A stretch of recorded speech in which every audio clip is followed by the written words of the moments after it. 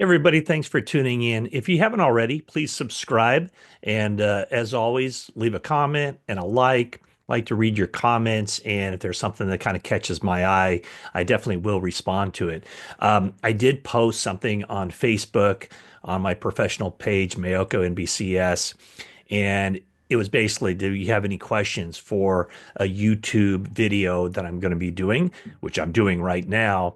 And there was one question that caught my eye because I don't necessarily like to telegraph this, but we'll be seeing John Lynch next week at the NFL annual meeting in Florida. And the one question I do want to ask him is I think that's something that's front and center on the minds of 49er fans. And it's also something that just kind of like to hear the organizational philosophy on this.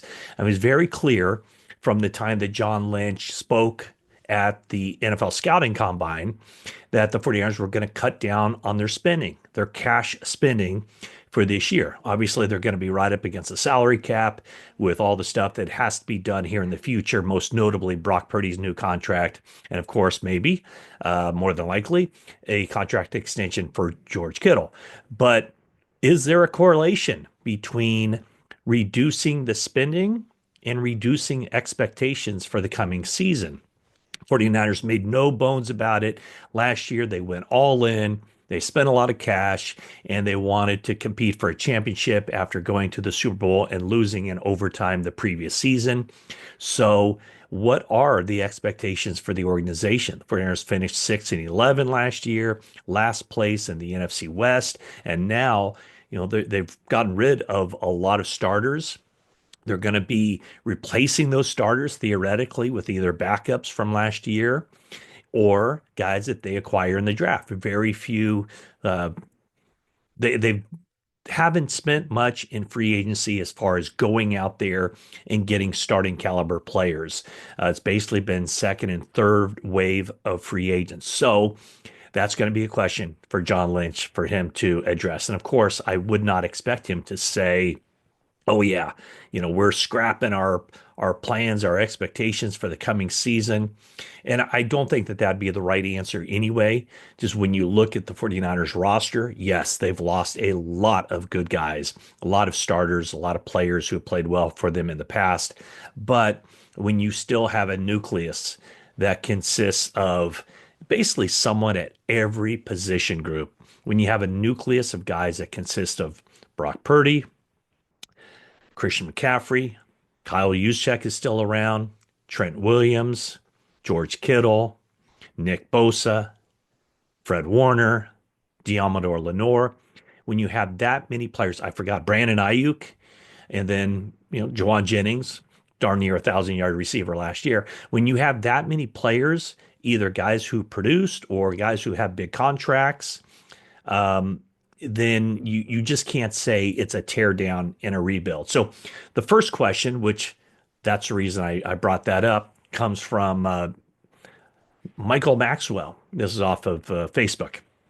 There are a lot of big changes this offseason. In your experience and professional opinion, do you see this team with all the changes and the 6-11 record last year improving itself enough to be contenders this season?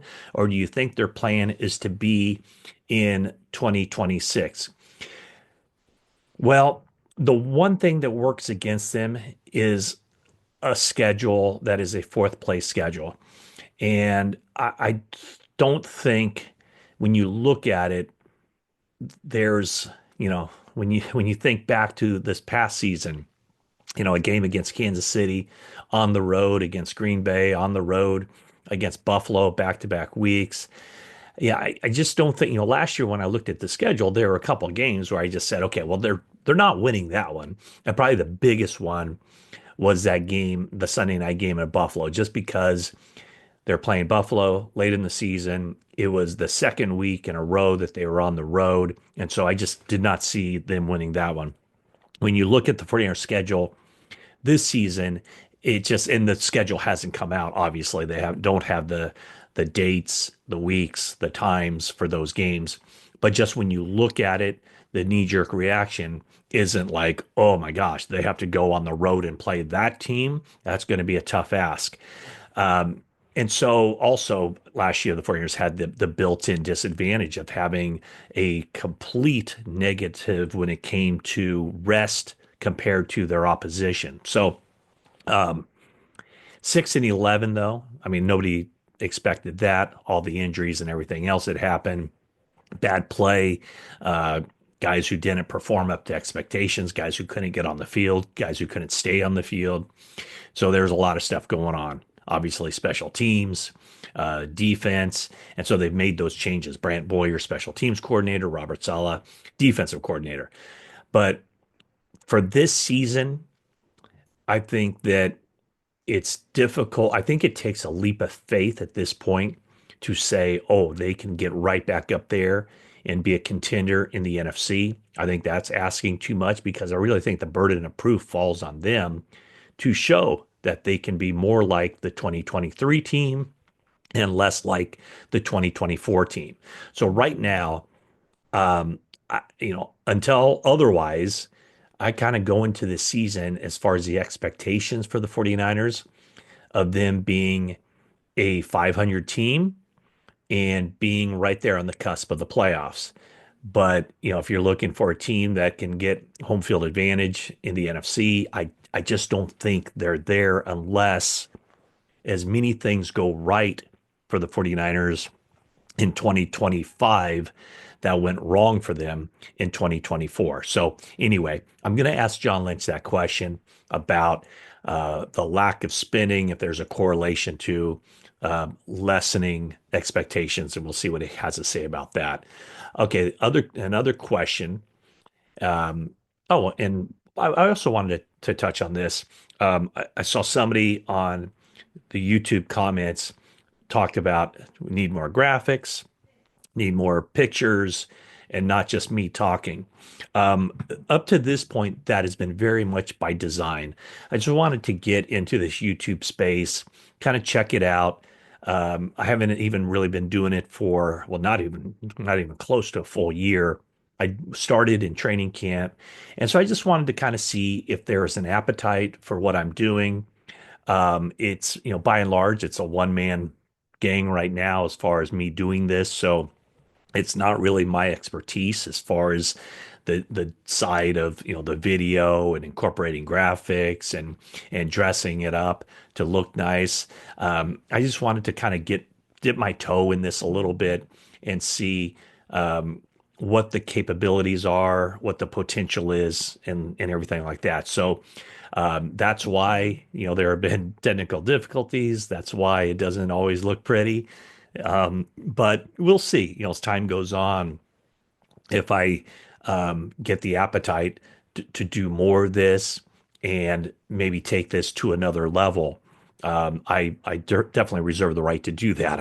I might do that. Right now, though, my main job is NBC Sports Bay Area, and they like that some of us there, including my colleague Jennifer Lee Chan, are doing these YouTube videos just because of the brand recognition and the thinking is that it helps the product at NBC Sports Bay Area if we're doing these videos and we're kind of expanding our reach a little bit. So always be sure to check out my work over there at NBCSportsBayArea.com. And I will reference that now because this next question comes from James Anthony. I know you've done the mock drafts, but after being at the combine and telling us about some of the off field concerns with a few of the prospects, which players do you see as the most likely to be drafted with the 49ers top pick? And do you see the 49ers signing anyone or legitimately competing at center, or do you predict Matt Hennessy and Drake Nugent will compete for the starting job with Brindle? And then in parentheses, I don't see Kyle trusting a rookie at center. Okay, so let's hit the first one. Yes, I have done the mock drafts, and you never really know what the team is thinking. And frankly, the 49ers have done a pretty good job. Well, bad job from my standpoint, because I'd love to know what they're thinking. But they've done a good job in recent years of not telegraphing their first round move. I remember last year talking to somebody in the NFL like the day of, I guess it was the day before the draft, who said, keep an eye on Ladd McConkey for the 49ers at number 31. And at the time, I really wasn't thinking wide receiver, but it did get me thinking wide receiver. So that when they took somebody similar to Lad McConkey, as far as the skill set, the route running, the hands, all that, when they took Ricky Pearsall, it was like on the right track, but just a little bit off. And of course, McConkey goes to the Chargers and has himself one heck of a season. Um, so at number 11, it certainly reduces what the 49ers could be thinking there. Um, some of the guys that I've picked, Tyler Warren, Armand Mimbu, the last one was Jalen Walker. It takes absolutely no stretch in my mind to think of those three guys as being potential targets for the 49ers at number 11. The question is that who will be there at number 11? Will those three guys already be taken or will they still be available? The other thing would be that, Will Campbell, he checked in LSU tackle with 33-inch arms at his pro day with the measurement on what day was that? Wednesday. He was 32 and 5/8 inch arms, and 33 is kind of seen as the very low end of what a parameter is for a starting tackle in the NFL. Could I see the 49ers taking Will Campbell there? Yes. Armand Mimbu? Yes. Kelvin Banks, who I profiled a little bit in on the website, NBCSportsBayArea.com. Yeah, I don't know. That's kind of borderline there. But could I see them taking Tyler Warren? Yes, I could. Uh, Jalen Walker, yes. Some of the other guys that are potential defensive tackles or edge, I don't necessarily see those guys just because of maybe they're not so much better that you take one at 11 when you could get a player to at another position who's so much better than anybody else at that position or could help out a lot in that spot. Um, so we got the tackles, a couple of corners to keep an eye on. Will Johnson and Jade Barron from Texas. Those two guys, I could see them potentially taking a corner there. Um, Barron and Johnson. The thing that would scare me off a little bit about Johnson is that he did have the injuries at Michigan, the turf toe. He hasn't run yet in the offseason due to a hamstring. Barron ran well, also a playmaker. What do the 49ers need in their defensive backfield? Playmakers. They didn't get their hands on the football. They didn't secure takeaways. Barron is very good in that regard. Would they take a wide receiver at number 11? Boy, I don't know. Uh, I just don't know. Matthew Golden is a guy who can run. Um, Tetero McMillan. He is somebody that is a big guy who will be right there with Golden, McMillan, and Golden. Who's going to be the first receiver off the board? Will one of those guys go before the 49ers? Would they take a wide receiver at number 11? I don't know.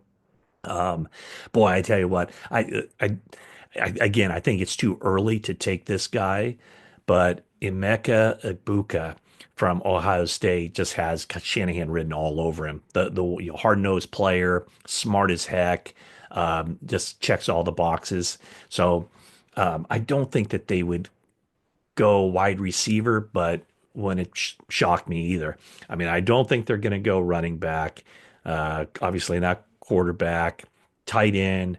Tyler Warren would be the only guy that I would think. Offensive line, there are some options there. It has to be a tackle. I'm not sure how many left tackles are out there. I think they can get some guys later in this draft. In fact, I talked about some of those guys yesterday on my video. Some of the guys that kind of check all the boxes, a guard, Tate Ratledge, a center, Drew Kendall, offensive tackles later in the draft, and Ozzie Trapillo, Logan Brown. Those are kind of the guys that I'm thinking about. So I hope to have more information or maybe just kind of, keep my ear to the ground to hear what people are talking about at the owners' meetings, the NFL annual meeting over the weekend, where every owner, every general manager, every head coach in the NFL will be there. And so I'm sure there'll be a lot of conversations behind the scenes, and also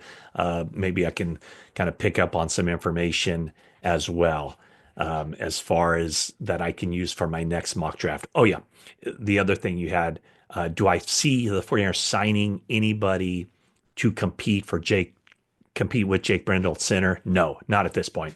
I don't think there's anybody out there who would be even remotely an upgrade over Jake Brendel.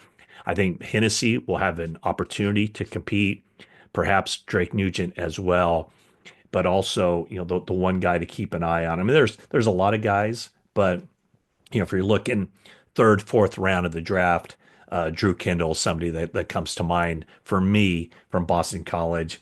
A good time in the three cone drill, a good time in the 20-yard shuttle. So it's those change of directions that the 49ers ask of their offensive linemen to do. So that's what I would say as far as the 49ers offensive line. Wrote a lot about the line and talked a lot about the line here in recent days. Certainly like to hear what you have to say about that. Some of you chimed in with your own observations on offensive linemen that you think would be a good fit for the 49ers. And once again, sorry about the lack of production value, but I'm in no hurry to ramp this thing up. Uh, it'll take a while just to kind of figure out what I want to do with this YouTube channel. Who knows? At some point, I might upgrade the equipment and sink my teeth into this a little bit more. But right now, I'm content doing it the way I'm doing it. But who knows? Maybe in the future, I'll go full on influencer mold on you. Okay, I said mold. I meant mode. Full on influencer mode on you. Again, thanks for watching, and that is it for now.